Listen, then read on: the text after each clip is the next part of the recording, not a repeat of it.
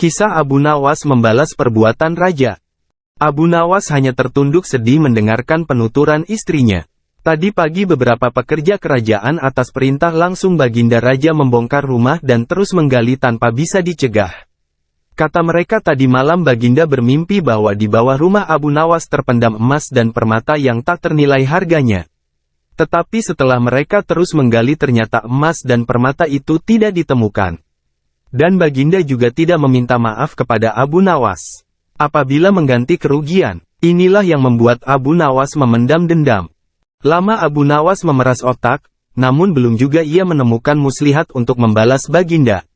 Makanan yang dihidangkan oleh istrinya tidak dimakan karena nafsu makannya lenyap.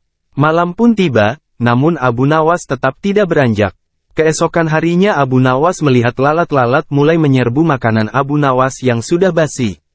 Dia tiba-tiba tertawa riang. "Tolong ambilkan kain penutup untuk makananku dan sebatang besi." Abu Nawas berkata kepada istrinya. "Untuk apa?" tanya istri Abu Nawas yang heran.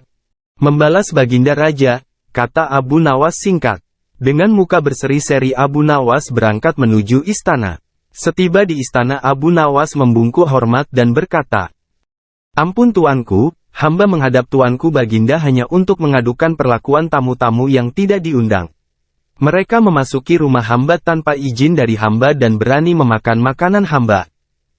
"Siapakah tamu-tamu yang tidak diundang itu wahai Abu Nawas?" kata Baginda dengan nada kasar.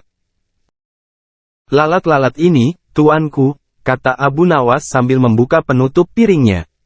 "Kepada siapa lagi kalau bukan kepada Baginda junjungan hamba mengadukan perlakuan yang tidak adil ini.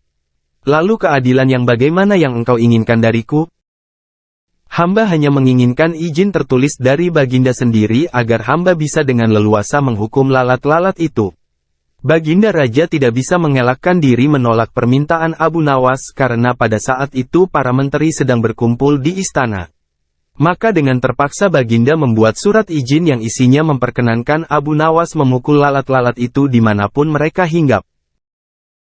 Tanpa menunggu perintah Abu Nawas mulai mengusir lalat-lalat di piringnya hingga mereka terbang dan hinggap di sana-sini. Dengan tongkat besi yang sudah sejak tadi dibawanya dari rumah, Abu Nawas mulai mengejar dan memukuli lalat-lalat itu. Ada yang hinggap di kaca. Abu Nawas dengan leluasa memukul kaca itu hingga hancur, kemudian vas bunga yang indah, kemudian giliran patung hias. Sehingga sebagian dari istana dan perabotannya remuk diterjang tongkat besi Abu Nawas. Bahkan Abu Nawas tidak merasa malu memukul lalat yang kebetulan hinggap di tempayan Baginda Raja. Baginda Raja tidak bisa berbuat apa-apa kecuali menyadari kekeliruan yang telah dilakukan terhadap Abu Nawas dan keluarganya. Dan setelah merasa puas, Abu Nawas mohon diri.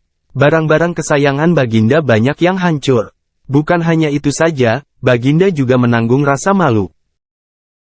Kini ia sadar betapa kelirunya berbuat semena-mena kepada Abu Nawas. Abu Nawas yang nampak lucu dan sering menyenangkan orang itu ternyata bisa berubah menjadi garang dan ganas serta mampu membalas dendam terhadap orang yang mengusiknya. Abu Nawas pulang dengan perasaan lega. Istrinya pasti sedang menunggu di rumah untuk mendengarkan cerita apa yang dibawa dari istana. Itulah kisah Abu Nawas membalas perbuatan raja yang semena-mena terhadap Abu Nawas dan keluarganya. Semoga ada hikmah yang bisa kita ambil dari kisah tersebut. Terima kasih sudah menonton. Wassalamualaikum warahmatullahi wabarakatuh.